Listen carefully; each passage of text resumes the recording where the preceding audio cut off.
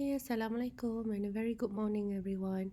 So we'll be going into the last subtopic from the topic 23, plant evolution and diversity. So in this last subtopic, we will cover the evolution of seed plants.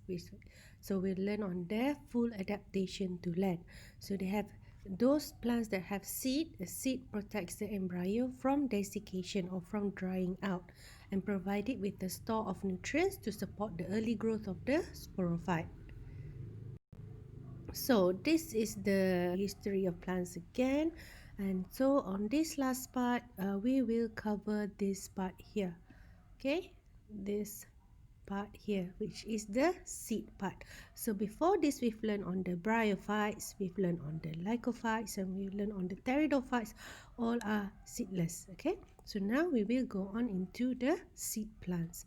Seed plants, we have the gymnosperm and the angiosperm. So the difference between these two is one bears fruit, which is the angiosperm, while the gymnosperm do not flower or do not fruit. Okay, they do not have they don't flower, they don't have double fertilization, and they don't have endosperm, and also don't bear any fruit. Okay, so seed plants, they are vascular plants, okay, that use seeds during dispersal phase of their life cycle. And most plants that we can see in our biosphere comes from this phylum of this division. Okay, so seed coat and stored food allow the embryo to survive harsh conditions during a long period of dormancy. It is heterosporous, which is some maybe have microspores and some develop from megaspores. So microspores develop into drought-resistant pollen grain, which is the male gametophyte, while the megaspore develops into an ovule, which is the female gametophyte. This ovule will then become a seed after fertilization. So no external water is needed for fertilization, unlike the bryophytes and the lycophytes. This allows the plant to radiate onto drier land and become more abundant. Okay, so the first group for the seed plants, we have the gymnosperms. So gymnosperms are flowerless plants. They don't have flowers, but they produce cones and seeds. Okay, so the term gymnosperm literally means naked seed. Okay, which means that the seeds are not enclosed by fruit. Okay, so there are about 1,000 species which are divided into 4 groups. So we have the conifers in the gymnosperm, we have the cycads, we have the ginkgos, and we have the gnatophyte. Okay, so the first examples are the conifers. Okay, what is conifers? They produce cones, and they also have tough needle-like leaves of pines, conserve water with thick cuticle and recessed stomata. So some examples here under the group are conifers. We have the spruce, we have the fir, we have the pine. So they are, if you can see the similarity between the three types of trees, we have they have it in their leaves are in a triangular shape. Okay, so usually they use the spruce for the Christmas tree. So for conifers, the sporophyte is dominant, the pollen grains are windblown, and the seed is the dispersal stage. Okay, and these conifers, they are monoecious. Monoecious means that they have the male reproductive structure and the female reproductive structure all in one tree. So, which is a single plant produces both pollen. Pollen is the male reproductive structure, and the seed cones, which is the female reproductive structure. So they have both. Okay, so we will go into the pine life cycle. So what we have here, the first part, we have the sporophyte, which is the tree. So the sporophyte will produce the pollen cones and the seed cones. So the pollen cones are the males, while the seed cones are the females. So the pollen cones are quite small and they develop near the tips of the lower branches, while the seed cones are much larger and they are located near the tips of the higher branches. So these pollen cones then will have two pollen sacs that lies on the underside of each scale, while the seed cone, they have ovules. They have two ovules that lie on the upper surface of each scale. Okay, then within the pollen sac, they go through meiosis and produces 4 microspores. Okay, well, for the megaspore, the meiosis produces 4 megaspore, but only one survive. Okay, so it will become only one megaspore. Okay, and then each microscope pula.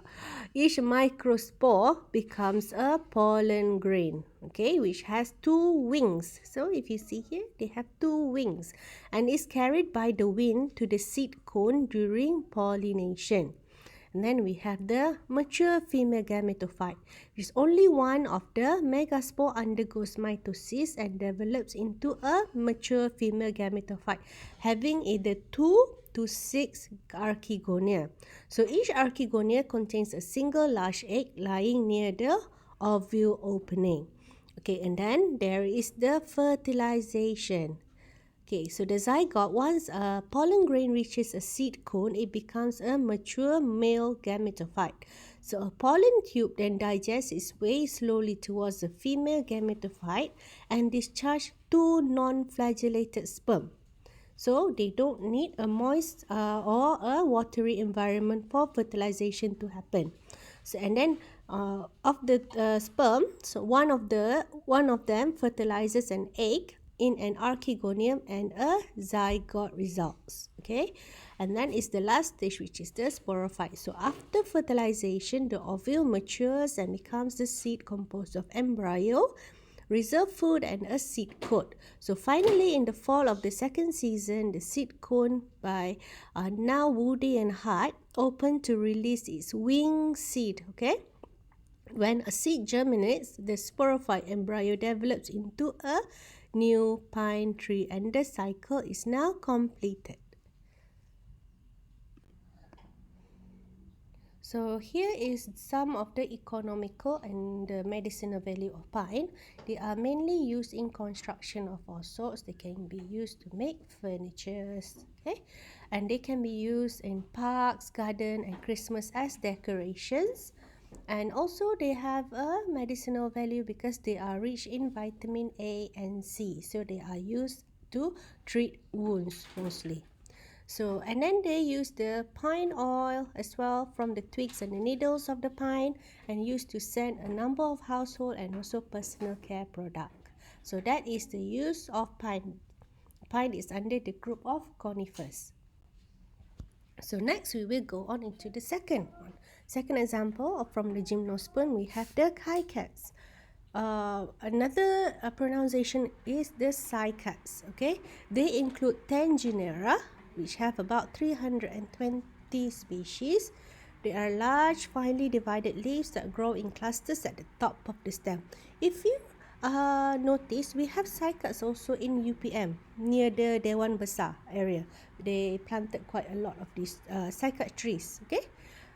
So the cones can be more than 1 meter long. So the cones are usually here. They can be up to about 1 meter long. And the pollen and the seed cones are on a separate plant. They are usually pollinated by insects rather than wind because they are heavy. So they have multiflagellated sperm swim to reach an egg, and they were plentiful at the time of the dinosaurs because they were believed that the dinosaurs were fed on these cycad seeds. Okay, next we have the ginkgos. Okay, ginkgos in Malaysia, it is very, very rare. However, it is native in China. However, we have some, if you notice at the supplement, in the pharmacy or anything, we have the ginkgo biloba. Okay, that ginkgo biloba can be used as a specimen. Okay, that is one of the surviving species that is available worldwide. Okay. So these ginkgos, they are dioecious, which is some trees produces some seed and the other trees produces pollen. They don't have it all on the same tree. So the fleshy seeds ripen in fall and have a foul odor. So a ginkgo tree has broad leaves and fleshy seed. So these are their seeds. So if you notice all the gymnosperms, the seeds are all outside, meaning they are not covered by the ovary. So they are born at the end of the stalk like the megasporophylls. So lastly, we have the gnatophytes under the gymnosperm. They have 3 living genera with over 70 diverse species. They have similarly structured xylem. None have the archegonia, and the strobili. They also have strobili. So one example here, we have the ephedra species, which is they use it to make medicine called ephedrine, which is a medicine with serious side effect extracted from ephedra. So this is another example of gnatophyte, okay, where the pollen cones are located on the outside and they have the leaves. So this plant is not is very rare in Malaysia. So it's usually located in drier climates. Angiosperm are flowering plants, and they are exceptionally large and successful group of plants with over 270,000 known species in the world. So they are the largest and most diverse group within the kingdom of Plantae. So angiosperms represent approximately about let's say about 80% of all the known green plants now living. So angiosperms are vascular seed plants in which the ovule or the egg is fertilized and develops into a seed in a ovary. So the ovary itself is usually enclosed in a flower, that part of the angiosperm plant that contains the male or the female reproductive organ. So fruits are derived from the maturing floral organs of the angiosperm plant, and therefore are characterized of angiosperm. So angiosperm must have an fruit, must have flower, and also the ovules are always enclosed within the diploid tissues. So there are 2 classes of flowering plants.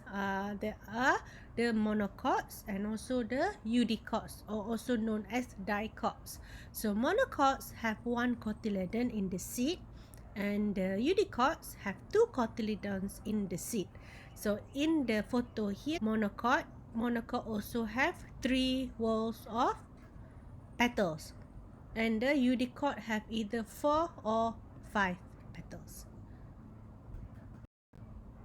Okay, flowers. Flowers have certain structures in common.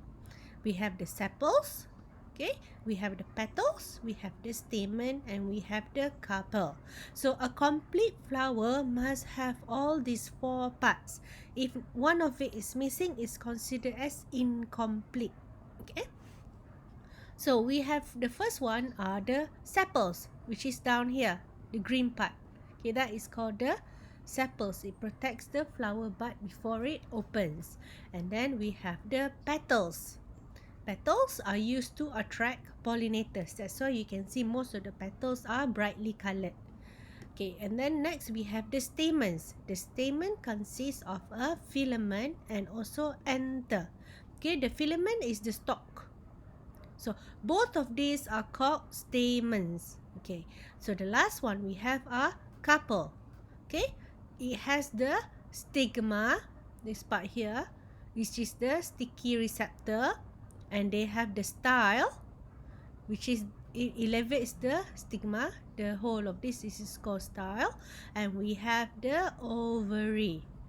Okay, and inside the ovary there is the ovule. So the ovule becomes the seed and the ovary becomes the fruit. Okay, so this shows the life cycle of a flowering plant. So the parts of the flower involved in reproduction are the stamen and the carpel. Okay, so reproduction has been divided into significant stages of female gametophyte development, male gametophyte development, and also the important stages of sporophyte development. So if you notice here in the plant life cycle, they have the double fertilization. Okay, so we start off with the sporophyte. So development of the male gametophyte, this part here. So this is the pollen sac. So the pollen sac of the anther, which is a microspore, okay, undergoes meiosis to produce 4 microspore each. Okay, this part here. So development of the female gametophyte. So in an ovule within the ovary, a megaspore mother cell undergoes meiosis to produce 4 megaspores. Okay, these are megaspores. So this is one megaspore, and 3 of the megaspores disintegrate, leaving only 1 megaspore. So 1 megaspore becomes the embryo sac, which is the female gametophyte. Okay. So the microspores from the male is now the male gametophyte. The microspores develop into male gametophyte, which are now called the pollen grain.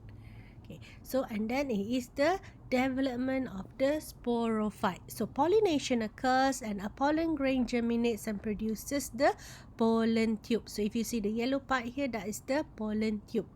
And this is the mature male gametophyte.